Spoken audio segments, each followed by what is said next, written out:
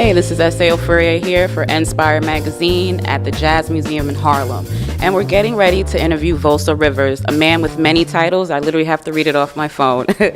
He's the first vice president of the Greater Harlem Chamber of Commerce, internationally known as a theatrical producer, and has additional responsibilities as executive producer for entertainment and cultural activities of Harlem Week. This man is one half of the brains and the power behind why everybody comes to Harlem to learn about Harlem. Voza Rivers.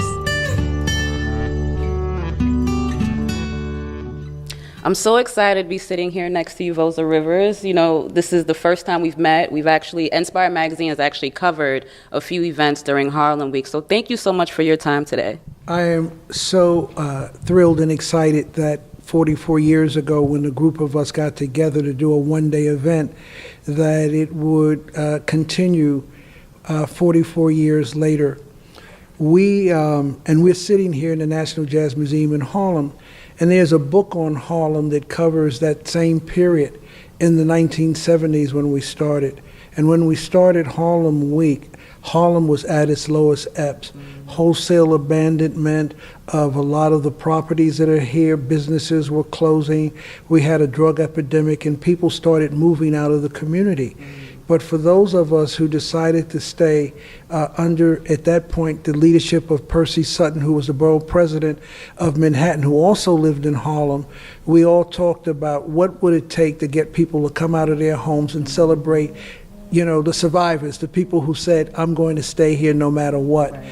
And that's what happened for us. So on that third Saturday or Sunday, 44 years ago, we did a one-day event called Harlem Day, and that's the genesis and the foundation of what we do today.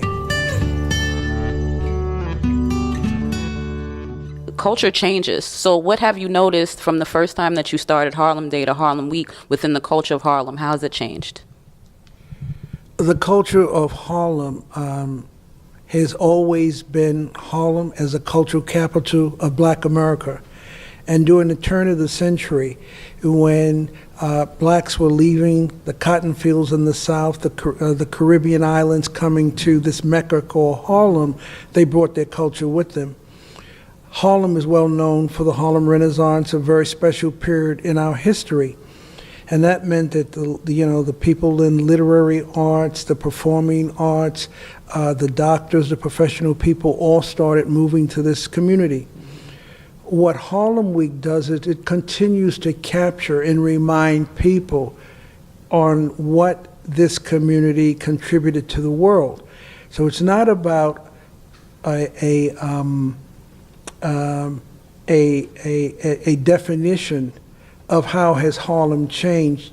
It, for us, in terms of the culture, is how do we keep our culture alive, which means past, present, and future. And so that's our goal, to do that. And for those of us who've been around, we want to make sure that they know that we really respect their culture. For the new arrivals, we want to embrace theirs. And we found a platform of integrating all of the different cultures that make Harlem a special community to live in.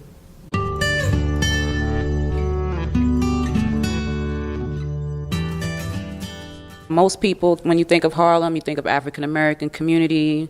Some people think of just rap for some reason. I don't know why, but I do know there's a lot of cultures, not just African American. There's some Cuban, some Spanish. You know, you have a lot of people who contribute to that culture, and you highlight that as well, and I think that's very important. And I want to know what made you reach out. How do you reach out to people to bring them in to Harlem Week?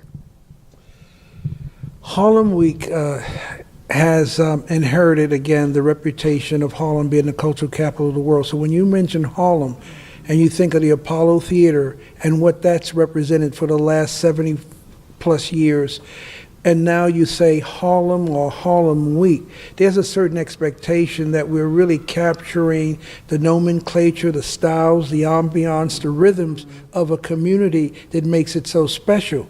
So for where we are today, with the international residents who have made Harlem their home. But even before blacks moved to Harlem, when the Irish were here, when the Italians were here, what we have been able to do is to incorporate all of the residents of this community. If one walks on 116th Street and they start at the East River, those Italians from the 30s and 40s are still living there. As you start heading west now, you have Mexicans and South Americans. As you continue west, you have the African community. There's little Senegal there. And then you have the Euro community that's further west. This is an exciting time, and that's just one street in our community that is unlike a lot of other communities, and we're really proud of that. So we found a way to incorporate all of the cultures in this community because all have made major, major contributions.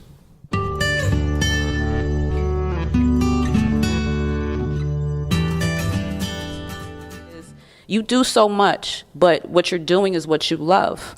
I want you to talk about how did you start, how did you get into production? How did that start and lead you to where you are now? I got involved in culture first. For me, it was in 1960s when it was at the height of the civil rights movement. A lot of assassinations had taken place, and I wanted to do something very simple. I wanted to take a public speaking course so that if I walked down these streets and someone said, "What do you think about what's going on?" that I could articulate in a very succinct manner how I felt about what I started to see happening in the community. So I enrolled in a public speaking class, and at that time there was a YWCA satellite program on 125th Street, and I visited that class my very first day, and there was a guest speaker by the name of Roger Furman, and he spoke about Harlem in 1940s. Now this is 1964. And he said that when he had gotten out of the service, he came to Harlem. He was living in New Jersey, and he joined a theater company called the American Negro Theater. And in that company was Ossie Davis, Ruby Dee, Harry Belafonte, and Sidney Poitier, and others. And his area of expertise at that time was in the technical area. And that he, on the night that he was a guest speaker, was going to start his own theater company. And I listened very enthusiastically because he also mentioned that it wasn't just about being on stage, it was absorbing the history and culture of a community, and to be able to take that and share it with others. And so when he started talking, I got interested, and I joined the theater company that he was starting that evening. And for me, the rest is history. I volunteered because there was nothing that I wanted to do in theater at the time, but I said, well, if you need any help, I'd like to volunteer, and that's what I did for a number of years. And through that process, he taught me, he mentored me, told me how to focus lights, how to be a prop person, how to be a maintenance person at the end of the day, how to be in the box office, how to be a box office ticket taker, how to write proposals, how to negotiate contracts. All of that happened by me being a volunteer. When Roger died, and I was then asked to take over the theater. And at that moment, I was trying to find out, this is 20 years later, what is it that I could contribute built on the foundation that he laid down for 20 years. And a young man walked into the theater as an intern from South Africa who worked with Stephen Biko. And he shared with me the history of what was happening in South Africa and how we call it agit-prop theater, which means agitation. Agit-prop theater was a force in telling the story of the anti-apartheid movement, and that there was an opportunity for me to see up close these actors and how they perform. And I went and visited a production downtown in the village of 2 South African actors. And it changed my life because I had never seen acting like that before. I never saw storytelling like I saw there. And he introduced me to those two actors, and those two actors came to me and said, "Hey, man, it's great that you're here, but we've been here 6 months, and we've been selling out every performance, but we haven't seen any black people.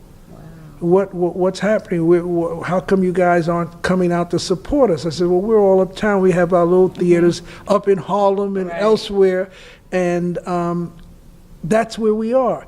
He says, "Well, why can't we go to Harlem?" I says, "Well, you're here under a production contract. The producers who brought you into the country, those contracts are tied into the theater, and then when you're finished, you got to go back, because there was no reciprocity between our country and South Africa where there could be an artist exchange." Right.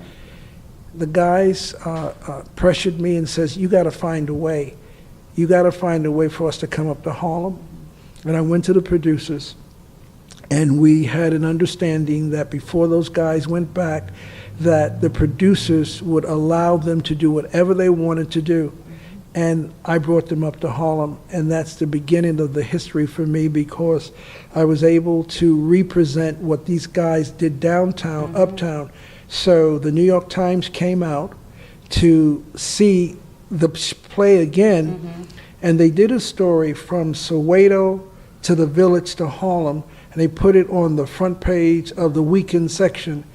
And the people, and they only did 2 days with me, and the people from downtown came uptown, and the rest is history, because Joseph Papp, who ran the public theater, came up. Lucille Lortel, whose theater those guys were in, came uptown. The people that were heading up Lincoln Center Theater came uptown to see these guys, and it was like they were in South Africa when they came to Harlem. And we did that. They went back and wrote a second play, and they asked me to bring it to Harlem first before it went anywhere. I was placed on a blacklist, and I couldn't go to South Africa to see the play because of what I just did with them.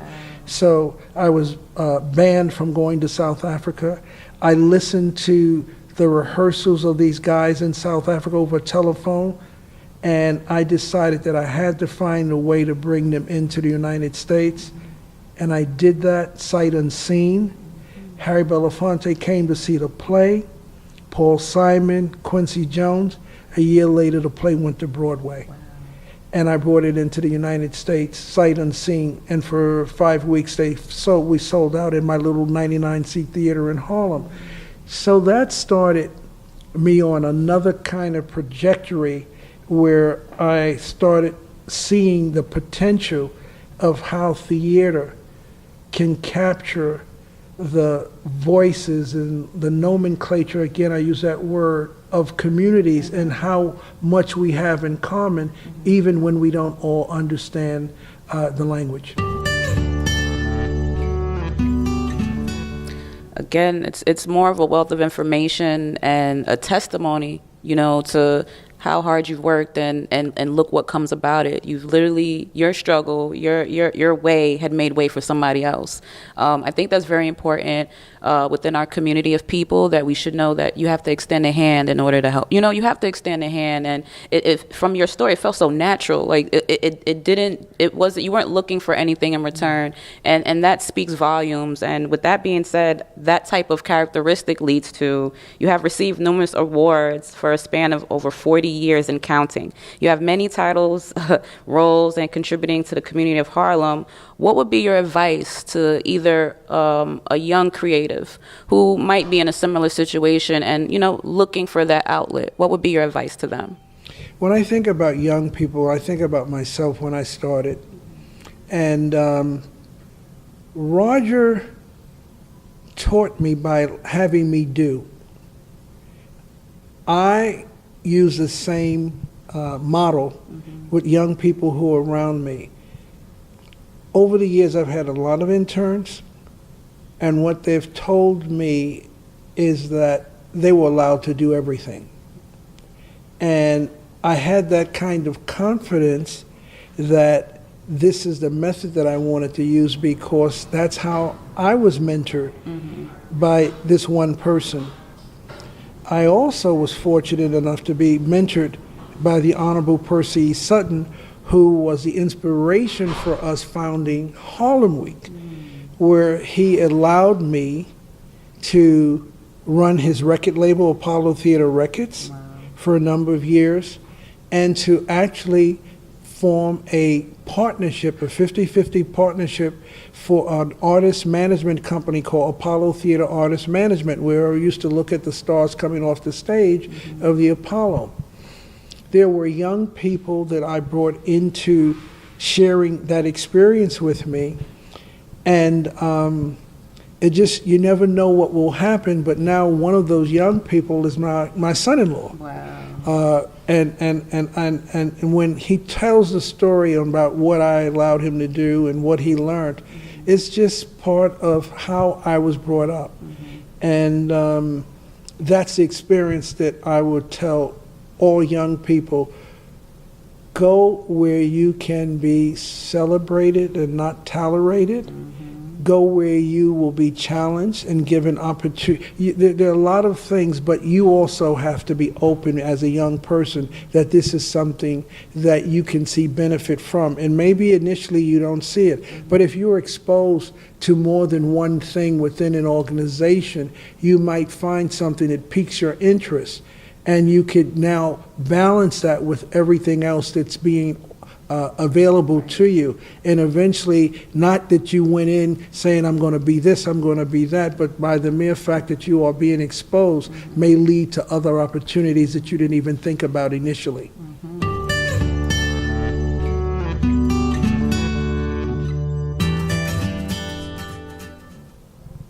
So you've given us so much wealth of information, a lot of history behind Harlem Week. We are still celebrating Harlem Week. I would love to know what do you look most forward to? Is there a particular day, a particular event, or performance that you look most forward to for Harlem Week? You know, for Harlem Week, when people always ask, well, what's your favorite event? And what do you like most? I like the activities that we create and brand. Many years ago, Harlem Week created the National Black Sports and Entertainment Hall of Fame. That was followed by the Harlem Music Festival. Our most current branding is Harlem Havana, where we all went to Havana just when President Obama was there, and we walked away with an initiative called Harlem Havana. And for me, these are the types of things that are special. So this is the third year of Harlem Havana. We're at the National Jazz Museum in Harlem, and on Friday, we're going to be celebrating our cultures with the, and earlier you had briefly mentioned about the diversity of this community, and the Cubans have been here for a long time. And I can tell you that there are books done in the 1915, 16s, and 17 that has reference to the Cubans being a part of the Harlem Hellfighters, a band that toured Europe, but they had joined the military armory that's here in Harlem.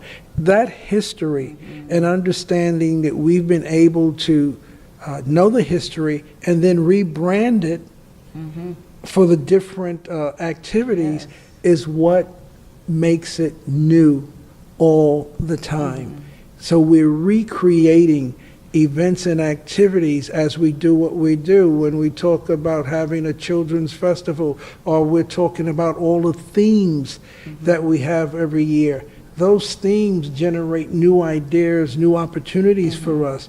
And so this year, women transforming our world, the community within the community, the LGBT community, these things inspire, makes it exciting, and makes it fresh. And this is what I like most about Harlem Week. That's awesome. So that's a wrap. It's S.A. Ofurhie of ENSPIRE magazine, and we just had a wonderful interview with Voza Rivers here at the National Jazz Museum in Harlem, talking everything Harlem Week.